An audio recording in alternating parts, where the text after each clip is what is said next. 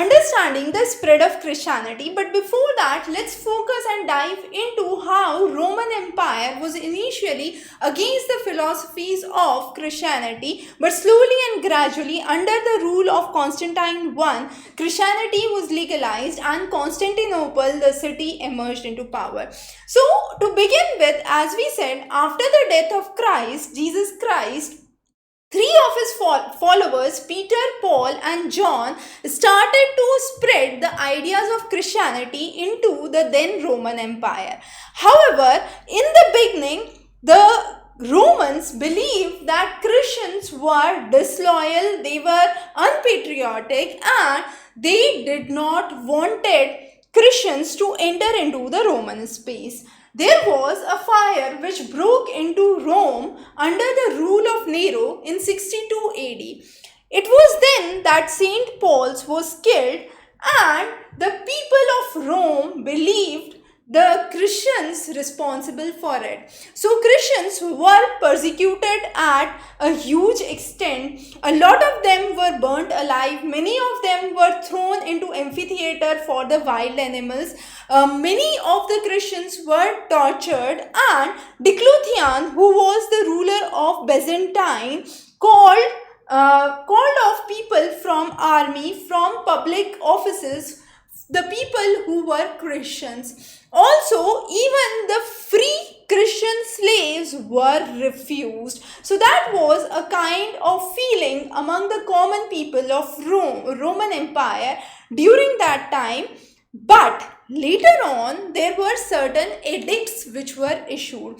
The Edict of Toleration, which was issued in 311 AD by Galerius, Constantine I, and Licinius, said that we should officially end the persecution of Christians, and therefore there was a tolerant policy towards Christians. However, just 2 years later, Edict of Milan was brought into effect, and this was 313 AD, brought by Constantine I and Licinius, where Christianity was legalized as a religion in the Roman Empire.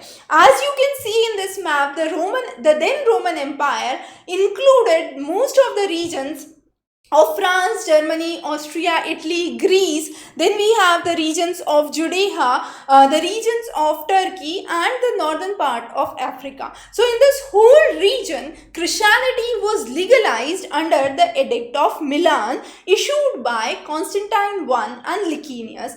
Later, under Theodosius I, Christianity was one of the official religions to be recognized by the state, and throughout the Roman Empire, this was considered in most of the European countries, as you can see here. Now, the time of Constantine is very, very important for the spread of Christianity.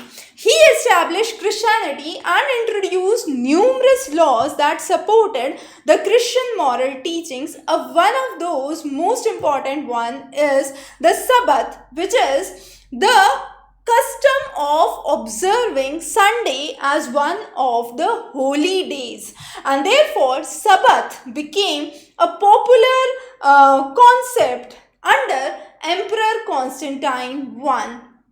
He also did numerous efforts to revive the ideas of Christianity. So under his time, numerous churches were built. In a period of only 200 to 300 years, Christianity spread across Europe. One of the disciples, Saint Paul's, carried the ideas to the region of Greece, to the region of Rome, that's the region of present day Italy, what we say. The Emperor Constantine I started with his ideas of preaching under the Edict of Milan in 313 AD, And thereafter, Christianity became an official religion by 4th century AD. So by 4th century, Christianity was the official religion of Roman Empire. Numerous well-organized churches were built. The Bishop of St. Peter's Church in Rome was considered as the representative of Christ on earth, and later people called him Pope. So, under Constantine I, the city of Constantinople was established. It was a new capital which prospered for around 1000 years till 1453 AD. Now, Constantinople is the present day Istanbul. So, note what we are talking about. So, Constantinople is the present day Istanbul in Turkey. Constantinople was named after Constantine I. Constantine I built in lavish decorations in the churches. Numerous beautiful churches were built, and Hagia Sophia was one of the major churches that was established in the region of Constantinople, as you can see here. This new capital became a major center for trade and commerce with the Eastern world, since it was part of the Eastern Roman Empire, the Byzantine Empire.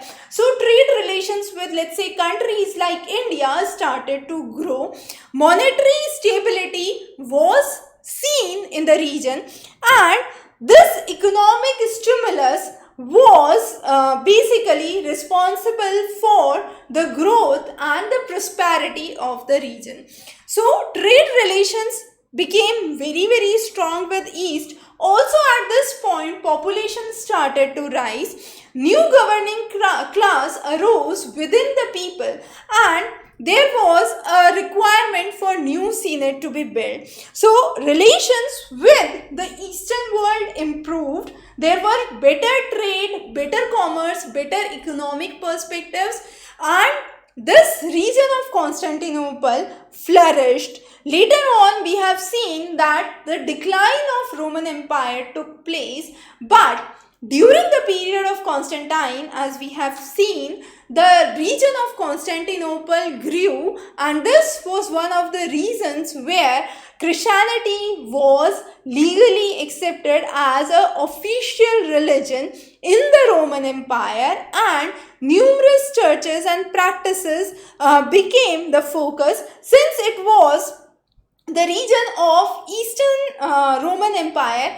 Greek was the popular language, as we have understood in our introductory sections, that how the Western Roman Empire was the region where Latin was predominant. Here, Greek was a predominant language. So those were the developments under Constantine I and the rise of Constantinople.